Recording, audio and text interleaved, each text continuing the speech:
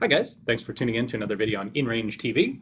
I'm Ian, of course, and I'm here with both of my friends, Karl and Russell, to do a conclusion for Hard as Hell 2018 Two-Gun Edition. Russell, of course, stood in, bravely tackling the match because I was busy gallivanting about elsewhere. And I can't say, having watched the stages, that I'm all that sad about having missed it. Well, I think I brought honor for left-handed shooters everywhere. Absolutely. Good point. Yes. Bringing honor to the left-handers. So let's start with, how was the match this year overall? Well, it had more shooters at it this year. Yeah, I did. By about 15 or 20 than the previous year. One of the differences was there were some single-gun stages this year, where the previous year every stage had both guns on it. Okay. So we had one rifle-only stage and one pistol-only stage, which I think made those stages more difficult overall than they were the previous year. I think everything they're going to do is going to make it more difficult, not less. I would say that 2017 did not actually had one stage that was very physical, which is when you crawled up the tube and did the loop. All of us were gassed with that. Yeah, but the was other killer. But the other stages in 2017 really weren't that physical. No. This year had nothing that was particularly destroy you physically, but there was a higher level of physicality amongst more stages. it was more spread out for It was sure. more spread out. So there wasn't one that was brutal. There was just a few that were a little more challenging. These looked like longer stages than last year to me, but maybe I'm just misremembering last year. There was more multi-bay stages, I Yeah. think, where we're going from either 2 bays or maybe 3 bays. So that's just my perception of it. I also think the marksmanship challenges were harder overall at this match than the previous year. Especially on pistol. I mean, rifle as well. There were smaller, further out, longer range, harder to see targets, which last year was a challenge in its own right. I failed that on that account last year. This year there was quite a bit of really distant, small pistol work. And moving pistol targets, too. Yes, yes. There was one really difficult pistol stage last year that had 3 spinners on it. Spinners. But beyond that, there wasn't a lot of difficult pistol shooting. This year, there was a number of difficult pistol challenges, including the Death Star, one-handed pistol shooting only, and a number of moving target arrays that we hadn't encountered before at this match. But what I was really surprised by is that if the audience watching this has watched all of the stages that have been up on InRange so far, there's a number of stages in which there's really small, like essentially IDPA square, the IPSC plates, but at range, at like 50 yards or further, and you were supposed to get hits on those things. There was also a little more creativity, I would say. So, for example, something I saw here, which maybe it's happened in other matches, but I didn't see it anywhere but here for me, was in a couple stages they had a situation in which you drop the mag and you have to use the remaining round in the chamber for a single important shot. I really liked that idea. I want to incorporate that into two-gun as well. Yeah, I think that does too. And it was a creative way to make people clear their guns before doing something physical. It was not only creative for that reason, but it's also creative in terms, I think you were going in terms of the mental stress applied for now having one shot. I was going to say literally both. Yeah. Because that one of the things you run into a stage design, you know this better than most, is having to clear guns. So we always have a thing about not reholstering a hot pistol on the clock because that's just asking for safety issues. And it limits stage design. Like once the pistol comes out, you either have to abandon it when you're done and then you can't use it elsewhere in the stage, or that's the end of the stage pretty much. This is a really slick way that you can absolutely render the gun safe and then be able to reholster it so that it's available to use later in the stage. To the audience, to some of the audience is going to immediately say it's completely safe if you know what you're doing, that kind of thing. Yeah, sure, but you're on the clock and some people don't know what they're doing. First of all, I will argue that for the most part, and we're talking in the grand majority of situations, hot reholstering under duress, which is even under the clock, is an unnecessary skill. Yeah. And it's certainly not a skill that you apply or force upon a public venue match event when you're a match director, because you are there and one of the responsibilities you have is the safety of the shooters, and the design of the stage is paramount in that. Yeah. And hot reholstering pistols is one of those things, like you said, is asking for trouble. Yeah. So this was a very creative way to do it. Yeah, that was cool. I liked seeing that. Have you seen that in other places?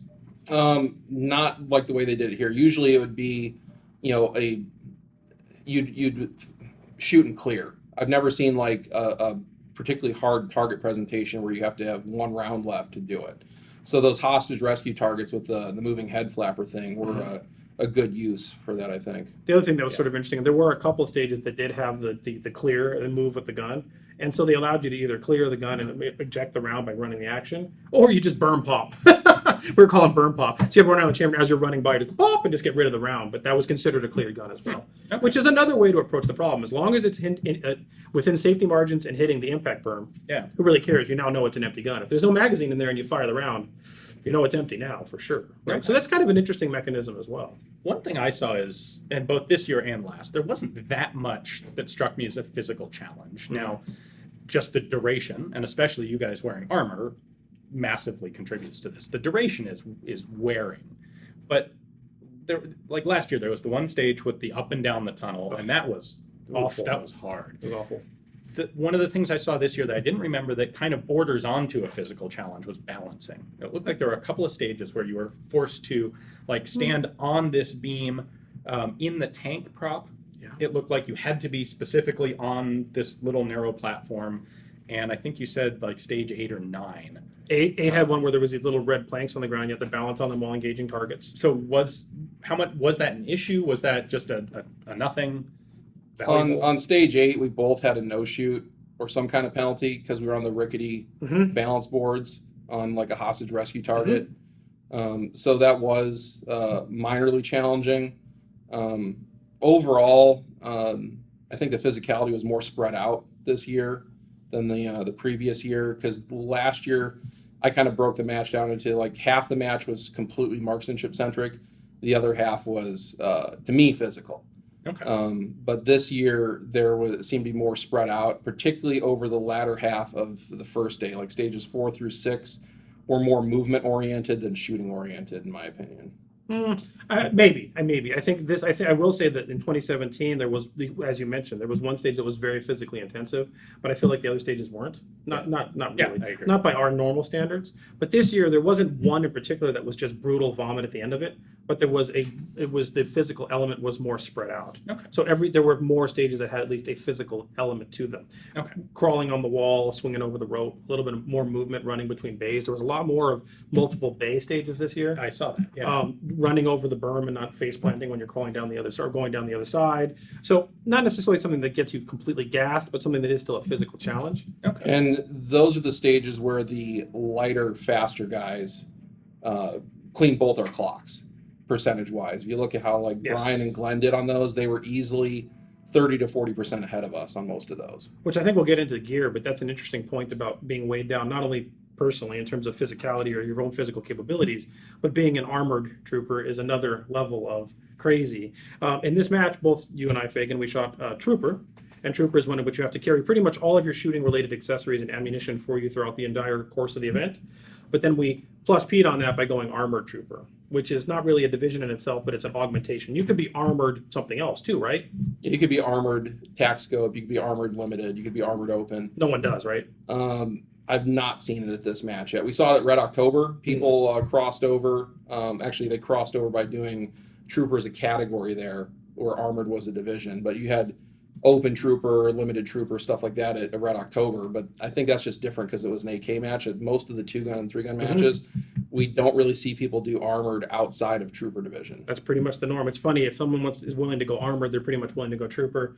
If someone's willing to go trooper, they're usually willing to go armored. It really is just a division there to make it less pleasant for you. It is. That is the old duel. Basically, about 2/3 of the people in trooper were also armored. I think, what did you say? All life is pain, and this is just a version of it? Right. Something along those lines. So, but okay, fair enough. I would say though that the Hard as Hell match, both in 2017 and 2018, and Ian, I think you've seen most of the videos.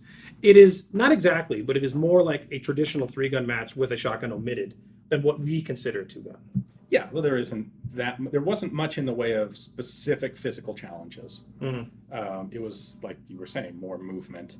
And there was a lot of, the marksmanship challenges were much more stringent than we would normally see.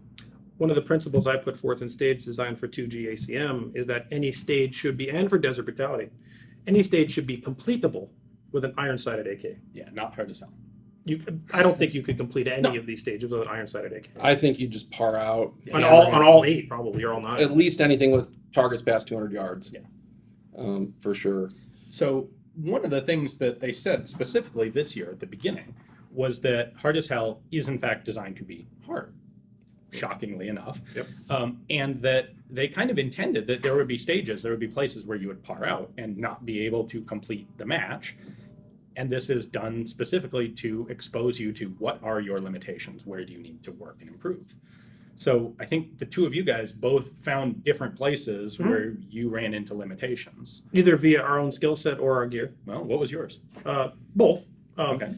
Probably the number one thing that held me back, and I hate to use the term "held me back" because people misinterpret that. They think that it's an excuse, and it's not an excuse. But what I want to say about that is, one of the things that we try to do with InRange is make what we use as gear as creative and as interesting, intellectually speaking, as possible. So last year we used our what would standard do rifles, and I used just a regular red dot, which was how much can a red dot do at hard as hell, and we found out. We'll talk about not quite enough. Not quite enough because of the types of stages that are put forth. But this year I wanted to do something which was, what do I do with that AK that I used at Red October that was so freaking unbelievably a beast, and turn it into something more viable. This is the same rifle that I used at Red October as the Alpha gun, which was Alpha in air quotes because it's not exactly right. But what I did is try to simulate what you saw in Syria and other Russian special forces in terms of Zenitco gear. It was all Russian Zenitco everything. And what I came to find out at Alpha at that match was that everything Zenitco is made of depleted uranium.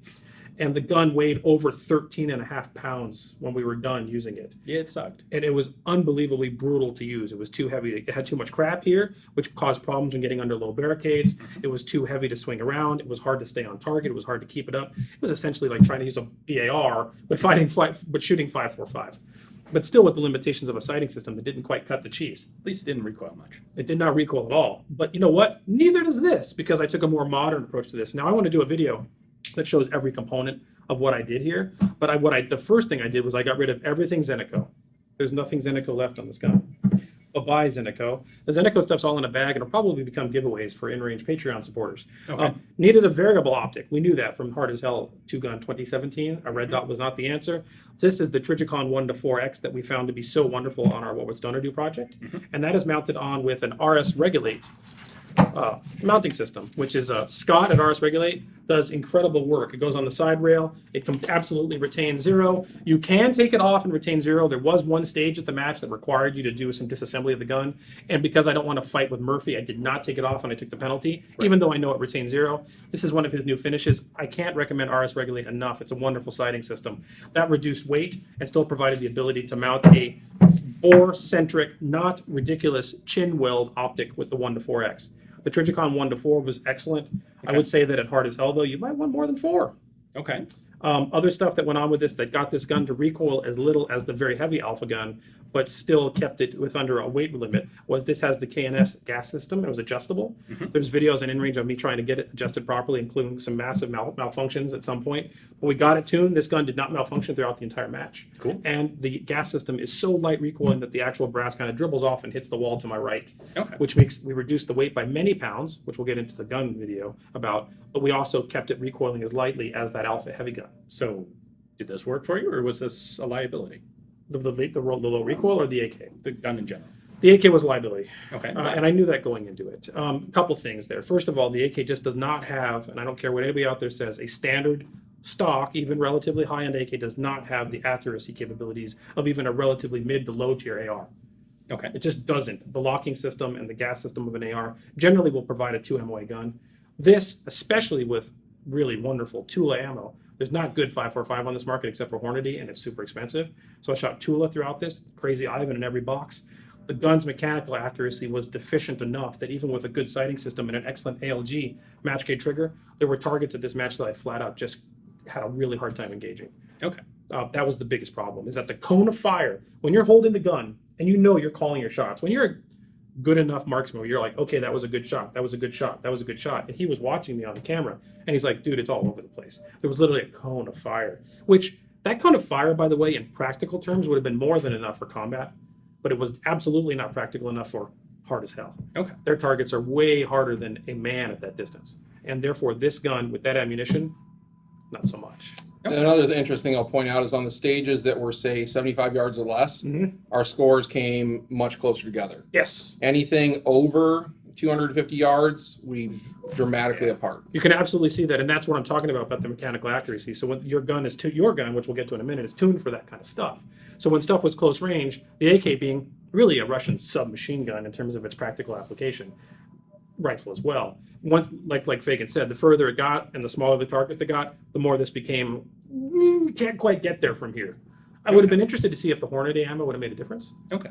but that's another match for another day. Russell, limitations, what'd you find? Well, I went into this match injured. I had a leg injury I was fighting. History, mid last year, I had a partially torn hamstring, got better, didn't really think anything of it. Shoot Desert Brutality in February, and on the first stage of the Casarda drill, I felt an electric shock go up my leg. Ooh, that's not good. Okay. I still crushed that match, Yeah, you did. won Armored Plus P and got second overall.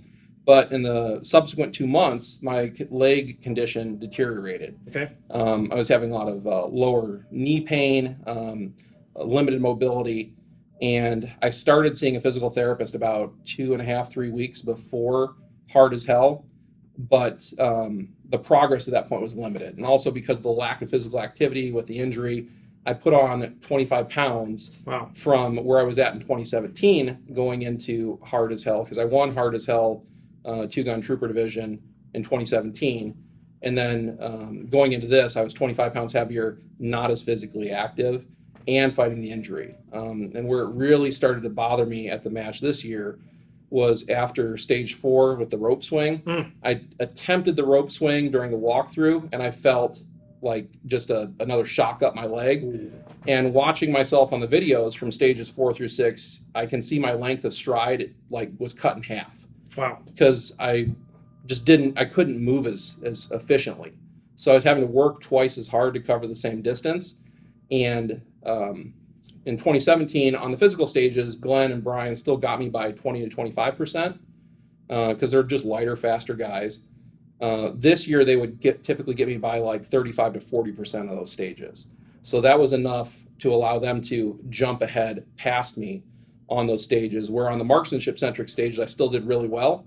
And I had 2 stage wins and 1 overall stage win on stage 7. Yep. Nice. But the movement was where I was limited, and I've been working on improving that since Hard as Hell with more physical therapy and getting back into a moderate exercise routine as the leg starts to function better again. So you would say that your limitations, we'll get to the rifle in a minute, but the limitations that were exposed by Hard as Hell for you were the injuries and the physical part. Correct. Now, I'm not going to say I did perfect on that. I did fall off the wall. Oops. That's balance has never been my number one thing, but you just recover and keep going. In terms of the actual physical challenges there, while I certainly wasn't as fast as the little guys, I wasn't really having a hard time with it. Probably the worst thing was carrying that stupid 100-pound dummy thing. I hope you die. I still hope it's dead, but that was kind of the worst part. The other part that was most physically challenging, which was not there for everyone, was wearing the armor throughout the entire event. That day 1 of the armor was uncomfortable. Now, I know people out there are going to be like, you wussies, but here's the thing. You keep that stuff on all day long. You don't want to take it off in the middle of the day because it'll demoralize you to put it back on. So you just leave it on. And even though I got better kit, and I have really liked this load bearing vest, we'll get to that in a minute as well. Day 2, when I took this off, I was legitimately in significant shoulder pain. Like, it was painful. It needed to come off. When we got to the car, I'm like, screw you, Fagan. This was a bad idea because I was in pain. And the interesting for me was my back and shoulders were fine because I compete basically every weekend in You armored, do armor all the time. but my legs and hips were just wrecked. But you were wearing most of your ammunition on your legs, right? You were No, it was mostly on the chest rig, but I Okay. think I had a little more on the belt than you did. But I think it was just a factor of like the injury kind of cascaded for me, and with bad body mechanics, it makes things even You worse. start favoring a knee, that load has to go somewhere. That's one of the things the Pay audience for it. absolutely. One of the things the audience needs to realize is that the weight that we're dealing with carrying this through Armored Trooper isn't just the plates and the magazines. The backpack, Which all the ammo for the whole match. this day pack on the back of mine, which is not full of that stuff now, was full of all the ammunition I needed for the entire event. Not only that, but spare parts, accessories, repair stuff, pistol and rifle. So it's not just that; it's also all of the stuff in your day pack as well. That adds up. At the end of the day, it was quite brutal. I couldn't wait to get this off. So, speaking of gear for a moment, Yes. I don't want to be that guy who throws stuff in your face, but I have to point out, I am on record on video saying this magazine will bite you in the ass one day. And you will regret it. And it did. You're like, no, it's working great. Went for like 4 matches, not a problem. And it bit you in the ass. It bit me on the ass on stage 1. Actually, it was stage freaking 1. That's typical Match Murphy Yep. thing to go on. So this is the Puff Gun Gen 1 60 round quad stack. Yep. It's even got Cyrillic on it, which makes it legit It's right cool. there. Looks cool. Looks freaking cool. Now the Russians experimented with quad stack mags, 60 and then 50s, to facilitate some of their experimental guns that had higher rates of fire. But those magazines eventually made it into small amounts of service with just regular AKs as well.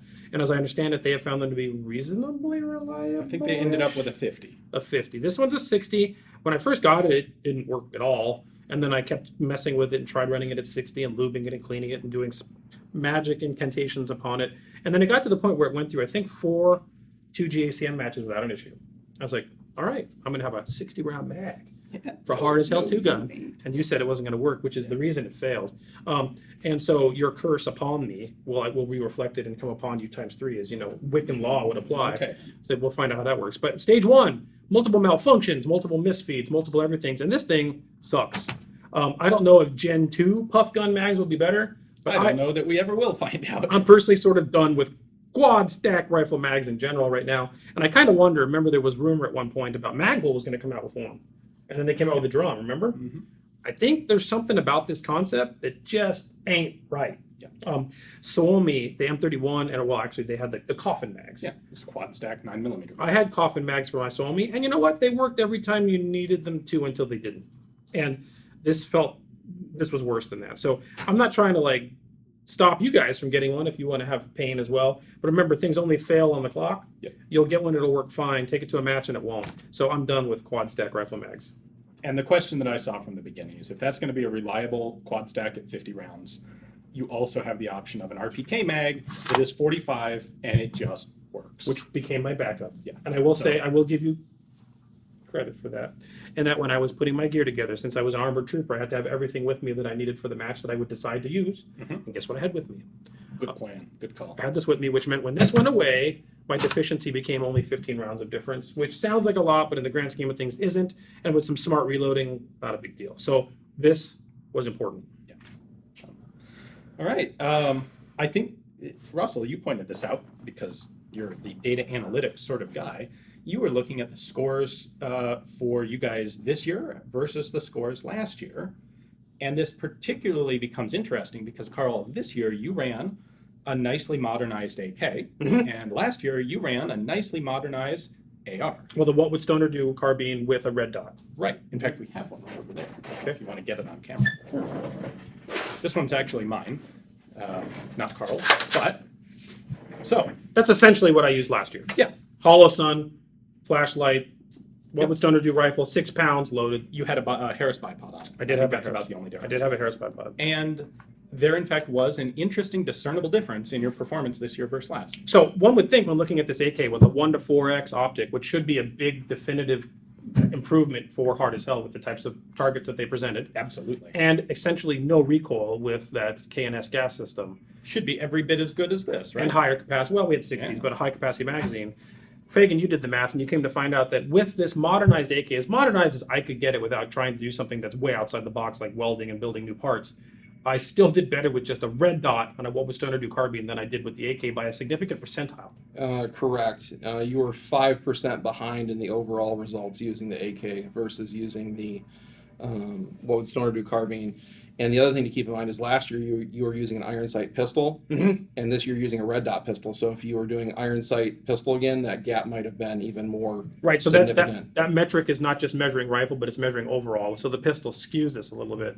But the other thing you brought up was placement in terms of percentile of how I did. So this match is based on percentile. So the person that wins a stage is 100%, and then you're ranked on however well they did. And your score is whatever percentage Uh, of their time you did. And a quick example, if I did a stage in 10 seconds, you did it in 20 seconds, and I was the fastest at 10, you would get 50%. Got it. So with the AK, I landed up being in the You're like 56%. 56% of the division winner. That was overall. 50. Overall, 56 of the overall match. Correct. Not trooper. Not Of the trooper. overall aggregate, 56%. What was it the year before with the red dot? You were 61%. Wow, okay, so that's the difference. Which I don't know what to say about that because you're talking about an AR that weighs still significantly less than this with a far inferior sighting system. But a better ammo, more accurate gun, lighter gun.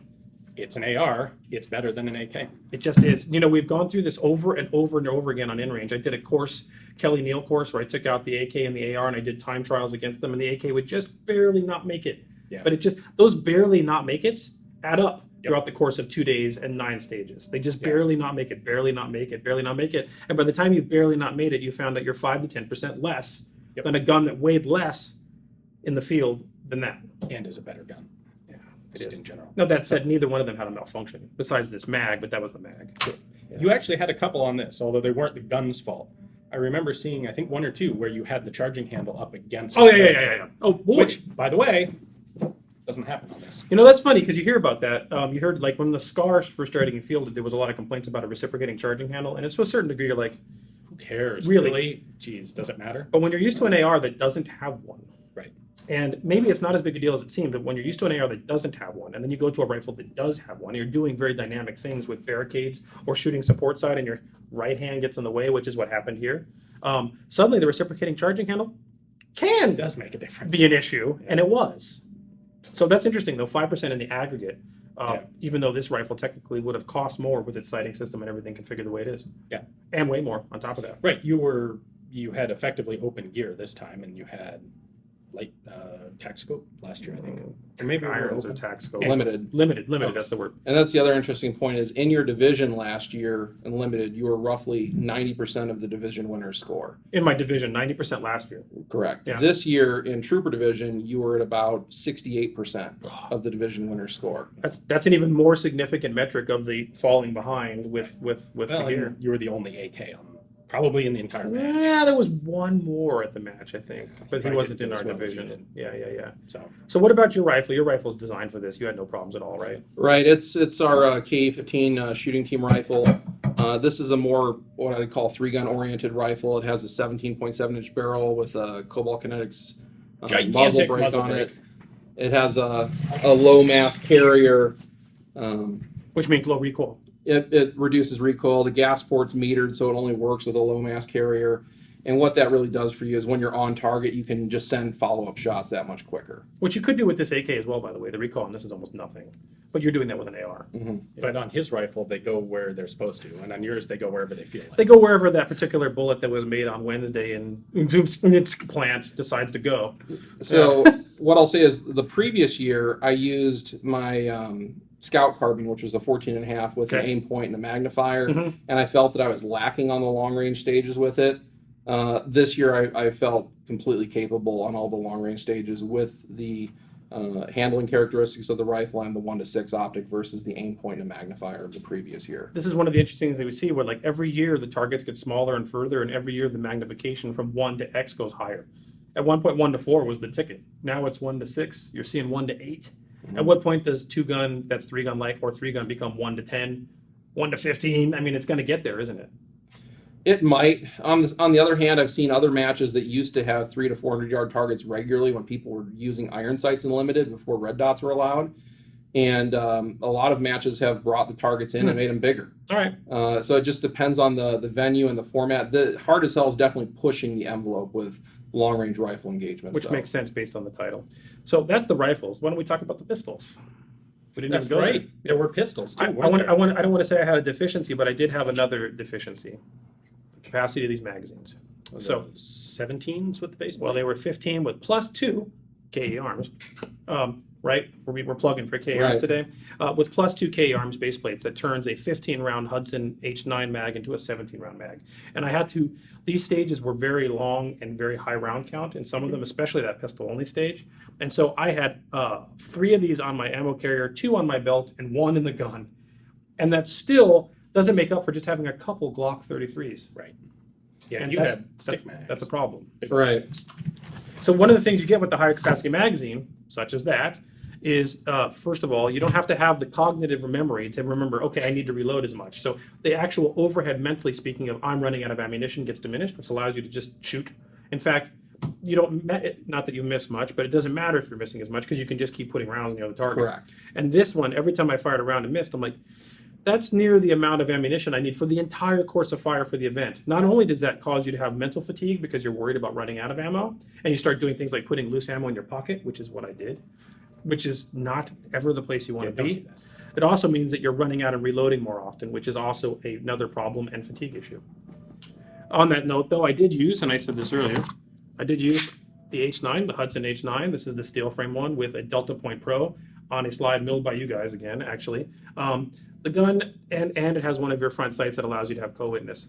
In terms of performance of hitting targets that I needed to hit, this gun was not a problem. Okay. Any issues I had were, it is heavy and you feel it on your belt, let's just be honest, but that's neither here nor there. It's kind of reassuring when you pull it out. The red dot is a huge force multiplier, and I would say that the red dots on pistols are the future. The 17-round magazine was a deficiency that was a problem. And there was something that cropped up at this match in a couple stages and then went away, in which the slide just didn't quite go into battery, and I had to strike it a few times. That happened a couple times on a couple stages, and then it went away. I have not fired the gun much since the match, so I don't know if that's a problem that was based on something in the field conditions of there, or the ammunition, or if it's something that's gone awry, but it kind of went away for the last couple stages, so... I did not feel the trigger was excellent. It helped me hit the targets, especially those single shots where you drop the mag and you get that one. I got those on the stages. If you watch, those were hits that I got. My biggest complaint is strictly the magazine capacity was a big problem. Okay. Big problem. Say again? Well, I was using my K17 Stealth Special. It's the Charlie slide milled for the Leupold Delta Point Pro. So this is a 17 that's been rolling out. Correct. That means it's even less recoil. Oh, it's just easier to grip. Okay. Maybe a little bit less recoil because the slide's heavier, which correspondingly requires you go down to a 15-pound spring versus a 17-pound spring Okay. to run with a compensator. I do think I was more capable with this pistol than with my 19 Stealth Special thing I put together last year, just because of the full grip and a little bit less muzzle flip. The one thing I did have happen was on stage 8, my front sight flew off. Oh, I remember that. The screw sheared on it, so not sure why, but I replaced it, and we'll see if it happens again. That was at about 3,000 rounds. Okay. So. How much time did the cool Gila Monster camo paint give you? It definitely got a lot of likes and disdain in the comments on YouTube. So, But how much of a force multiplier was it for your general scores? I feel like it has to give you a couple. There's some seconds. Elan point there, is there not? yeah, I think it definitely helps stand out in pictures, and for marketing purposes, it's definitely superior. But nothing in terms of your score? Well, maybe I channeled the spirit of the Gila Monster to keep going, In despite spite of speed and pain? Right. You know, all right, fair enough. One person assaulted him on the side, and he bit them, and they came down with some horrible disease. Right. So Fair enough. that's the Gila Monster effect. Now, you also wore a helmet, and I'm not sure why, because Armor Trooper didn't require a helmet, did it? Well, honestly, the reason I did it is it's the most stable video recording platform that I have. It is, yeah. That's the reason you did it. It is. Last year at the 2017 match, I had the GoPro clipped to my hearing protection, and it fell off a couple times. Oh, lovely. So I decided to just deal with having the helmet on because I've been wearing it since Desert Brutality and gotten used to it. And I think it makes for a better location for the GoPro for getting the best footage on the stage, and it just stays in place. So, Yeah, but it's a ballistic helmet, so you're dealing with weight. You also have your Ear Pro integrated with those. I found that to be problematic. Don't they pop off on you or get out of it? I had to do some bending on the struts to make them make contact with my They stay head. sufficiently on your head? I had so much problems I gave up. Do you also put squishies in too? No, I don't do the squishes. Interesting. Play with fire. This is an OpScore, not ballistic. It's just a bump helmet. You've used this. It's pretty much a platform for this Mohawk camera, which, by the way, someday, and we've been saying this forever, we're going to have a video about the Mohawk camera. We've been using it for years now and haven't done a video about this. But let me say that this Mohawk camera really is well designed for its intended purpose. This is, I think, better than a GoPro for this purpose because it communicates with you via the buzzing. It also does a really good job. When you look at any of the first-person video of our Hard as Hell stages that are my runs, it's this helmet, it's this camera, and it looks good. It does. It looks real good. It even gets decent audio. Yeah. I will also say that while you don't need to wear a helmet at these kinds of matches, the more physical the match is, having a bump helmet, I don't think a ballistic helmet, but having a bump helmet kind of makes sense. Every once in a while, you really appreciate it. Yeah, there was It's like, oh, that would have been a big gash on my head. Getting out of that It tank. sucked. Yep. There was a time at Red October The tunnel. where I was wearing this, and I ran straight into one of it was running through the trench system, and I went straight into one of the barricade walls. And Glenn did it too, and he said he hit it and he knocked the stars out of himself. And I hit it and I heard a cartoon sound. I heard bonk, and I just kept going. So a bump helmet goes a long way towards what you need a helmet for. And there's no weight there. Plus, it can, you have your Dixie Waste Services promotion there as well. But that Mohawk camera did a good job, and it's what gets us our first-person video for InRange. Yep, and you use a GoPro. Lastly, I was going to say the one advantage yours has is depending on where your optic is with a GoPro mounted center, you can bump into your scope. Oh, I didn't think of So that. having it up on top eliminates that possibility. So that's one of the things I had to test prior to using my optic and camera combination was if it was going to interfere with my optics. The other thing you can do with the Mohawk, which is actually pretty cool, is you can put it on the side and then turn the lens, and you can make it still horizontal. Which is a neat feature, but I found that the Mohawk position on the top, 12 o'clock, gives you the best video. Interesting. So the other thing we need to talk about lastly, but not leastly, are our belts and our armor load-bearing vests. So I used it was finished, but it's now owned by a Belgian company. We got this from Varusteleka. It is one of their load-bearing vests. Their special forces guys use it, I believe. M something or other. I can't remember. We did a whole video about it. But I did use this load-bearing vest. I found it to be very comfortable as load-bearing vests go with armor in it.